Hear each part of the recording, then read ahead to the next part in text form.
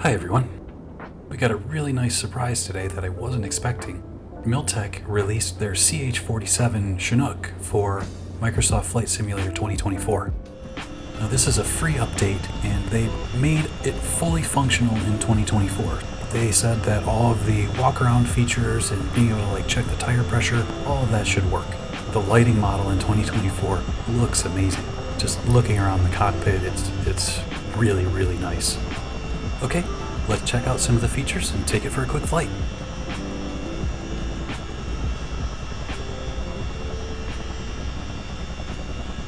I didn't test the in-game EFB yet, but the Miltech iPad that comes with it to be able to control all of the features for the aircraft is working great. And there's a few new added features as well.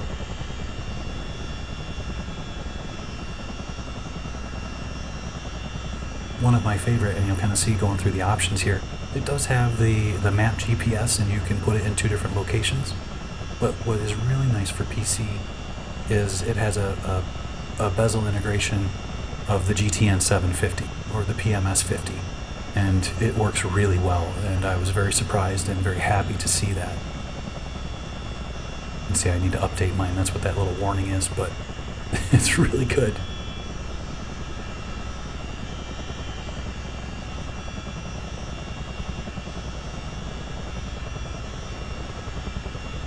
I didn't check full functionality of things like the circuit breakers and every little switch and dial, but I did see that the steering works. I don't have an axis assigned for the steering. It works with the anti-torque rotor assignment. At first I tried to steer it, and I did see that the wheels did not turn until you turn the wheels to unlock or to the steer position.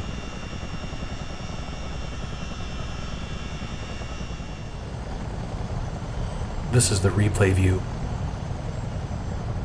One of the things about the replay that is a struggle. I don't know if it doesn't record them or if some things don't function. Even though it's in the replay, you still need to go flip the switch for things. I don't know if the wheels aren't turning in the replay because I didn't flip that switch, or it's just one of those things that the replay doesn't do. I'm still struggling with how the replay functionality is such a difficult issue for Microsoft Flight Simulator. It's pretty straightforward to me. The replay should record every event that happens in the sim, and then replay every event that happens in the sim. We just like to see from the outside view, especially as hardcore simmers, we want to fly the aircraft like a real aircraft. Being a pilot myself, I like to fly the aircraft that I fly in real life, and I want to fly it the way that I fly it in real life. And I want to fly it from the cockpit view in my VR headset. And then it'd be really nice to be able to record some nice videos or just watch and see how I performed in the replay and play it back and see everything that happened. It also helps me understand where I made mistakes and understand areas of performance that I need to work on. So it really is an important tool. It's not just an afterthought.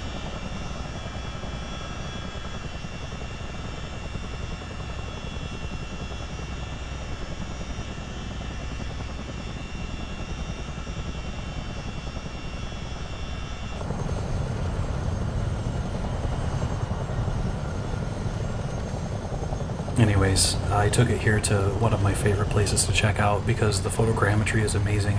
It's a great airport. It's kind of got a little bit of everything. It's got mountainous terrain, it's got ocean views, and it's got an oil platform nearby.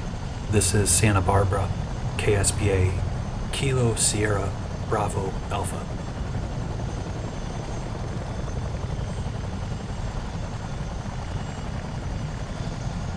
The texturing and mapping is really spectacular, and the new lighting model in 2024 makes this aircraft just stand out. You can almost see the stress rippling in the aluminum skin, especially on the mast towers for the rotors. It's really well done.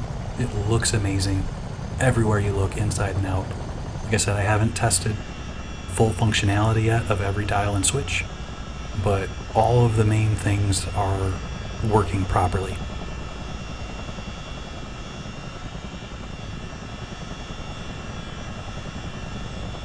I didn't run into any issues, errors, or problems. It worked as it should, with the correct control assignments.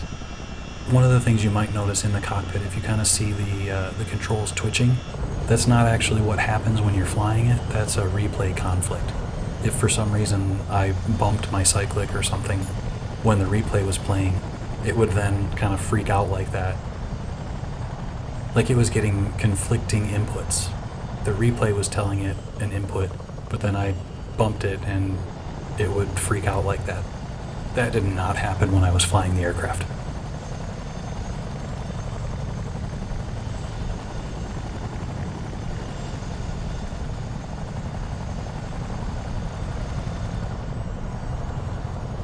One of the other things too that's always been a little weird in both Microsoft Flight Simulator and Microsoft Flight Simulator 2024 is the behavior of the toe brakes. It usually only does it when the parking brake is set. If the parking brake is set, you kind of see the pedals twitch and it's not exactly what it looks like or doing what the inputs are doing, but they function fine, so it's not a big deal.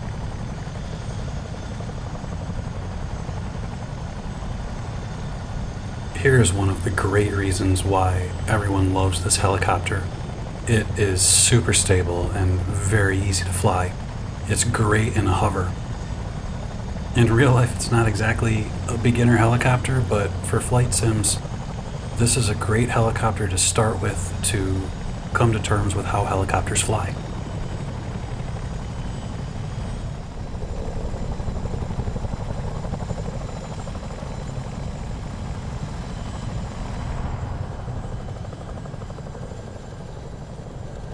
The AFCS system is modeled on the panel, and by default it was off, and I switched it on.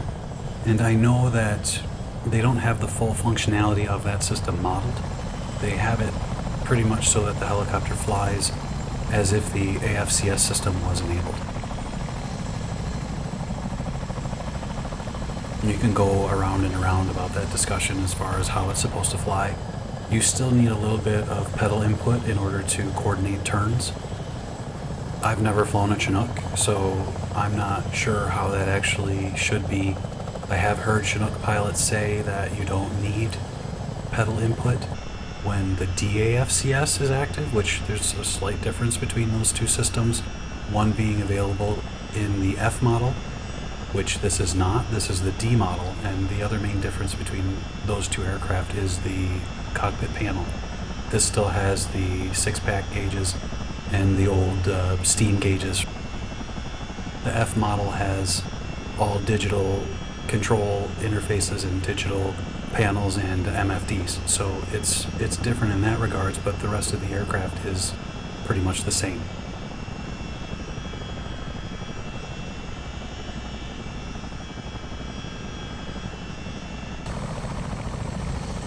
This version also does not have the high-frequency antenna modeled, which is that ladder-looking thing on the side of the fuselage, but it's not present in this model. I can't remember if the Blackbird version has it or not.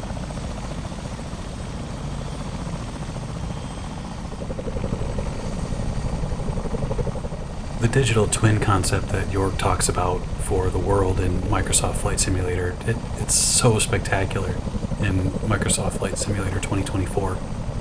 Obviously, every area isn't the same quality, but man, there's some areas that just look so real.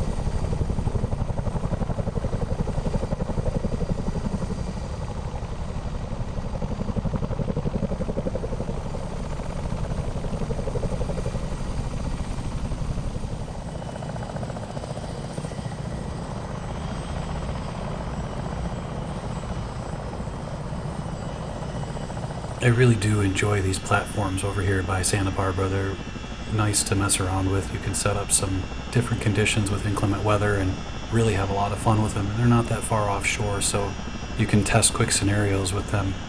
It's a really nice feature to have, and the platforms look amazing in 2024. The detail that they've put into them is just over the top. It's really, really cool.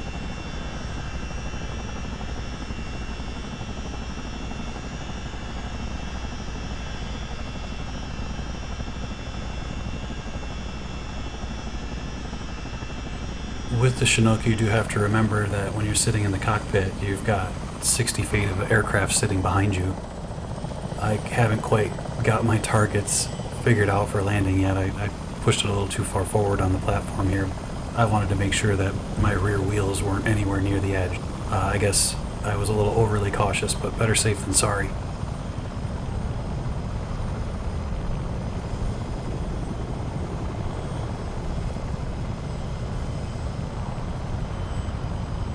It's such a beautiful aircraft. It's a great add-on. I know we have already got one if you have the Premium Deluxe. I don't remember which version it comes with, the Blackbird version, but Miltech did state in their announcement that their missions work. That should be some extra fun.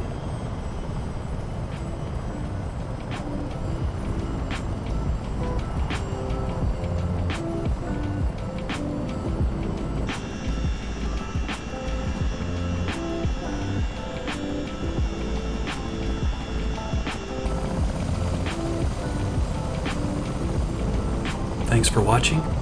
Be safe, be kind, and I'll see you in the next video.